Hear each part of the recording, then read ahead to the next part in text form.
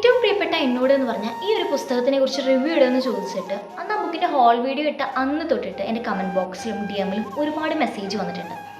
Review ആയിട്ടൊന്നും പറയാൻ എനിക്കറിയില്ലെങ്കിലും എന്തുകൊണ്ടാണ് ഈ പുസ്തകം എനിക്കിഷ്ടമായത്, അതുപോലെ എന്തുകൊണ്ടാണ് നിങ്ങൾ ഈ പുസ്തകം വായിക്കണമെന്ന് ഞാൻ റെക്കമെൻഡ് ചെയ്യുന്നത് എന്നതിനെക്കുറിച്ച് ഞാൻ പറഞ്ഞുതരാം. നിങ്ങളൊരു ലേഡി ആണെങ്കിൽ പ്രായം ഏതായാലും നിങ്ങൾ ഈ പുസ്തകം വായിച്ചിരിക്കണം. നിങ്ങളുടെ ജീവിതത്തിൻ്റെ ഏതെങ്കിലും ഒരു കോണിൽ നിങ്ങൾക്ക് ഇത് റിലേറ്റബിൾ ആയിരിക്കും എന്നുള്ള കാര്യം ഞാൻ 100% ഷുവറാണ്. അതുപോലെ തന്നെ സെൽഫ് ലവ് എന്നുള്ള വാക്ക് ഈ 2025-ലും നിങ്ങളുടെ ഡിക്ഷണറിയിൽ നിങ്ങൾ ചേർത്തിട്ടില്ല എങ്കിൽ നിങ്ങൾ എന്തുകൊണ്ട് ഈ പുസ്തകം വായിക്കണം? നിങ്ങളെ സ്നേഹിക്കുന്നവർ അല്ല, നിങ്ങൾ സ്നേഹിക്കുന്നവരെല്ലാവരും നിങ്ങളുടെ കൂടെ നിങ്ങളുടെ ലൈഫിൻ്റെ എല്ലാ പ്രതിസന്ധി ഘട്ടത്തിലും ഒരു ഏഞ്ചലായി വന്ന് നിങ്ങളെ രക്ഷിക്കുമെന്ന് നിങ്ങളുടെ തെറ്റിദ്ധാരണ ഉണ്ടെങ്കിൽ ഈ പുസ്തകം വായിക്കണം.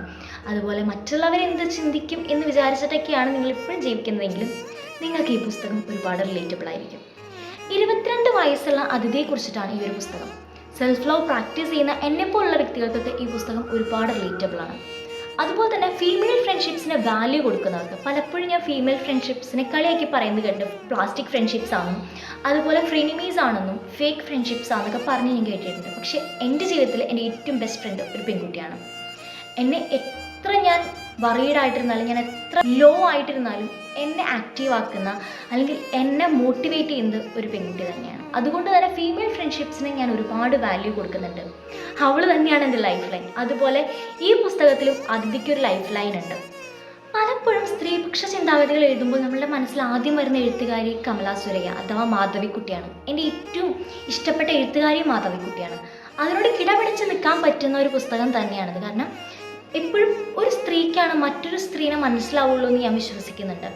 അതുകൊണ്ട് തന്നെയായിരിക്കണം നിമ്ന വിജയ്ക്ക് 22 വയസ്സുകാരിയുടെ മനസ്സ് ഇത്രയും കൃത്യമായിട്ട് ഈ ഒരു പുസ്തകത്തിലേക്ക് എഴുതാനായിട്ട് സാധിച്ചത്. ഒരൊറ്റ ദിവസം കൊണ്ടാണ് കേട്ടോ ഞാൻ ഈ ഒരു പുസ്തകം വായിച്ചു തീർത്തത്. അതിൽ തന്നെ എനിക്ക് ഈ പുസ്തകം എത്രമാത്രം ഇഷ്ടമായിട്ടുണ്ട് എന്ന് നിങ്ങൾക്ക് മനസ്സിലായി കാണും. ആർക്കൊക്കെയോ വേണ്ടി ജീവിച്ച് സ്വന്തമായിട്ട് ജീവിക്കാൻ മറന്നു പോയിട്ടുണ്ടെങ്കിൽ, അല്ലെങ്കിൽ ഈ ജീവിതത്തിൽ ഞാൻ എവിടെ എന്നൊരു ചോദ്യം നിങ്ങളുടെ മനസ്സിൽ വന്നിട്ടുണ്ടെങ്കിൽ ഈ ഒരു പുസ്തകം എന്തായാലും വായിക്കാം.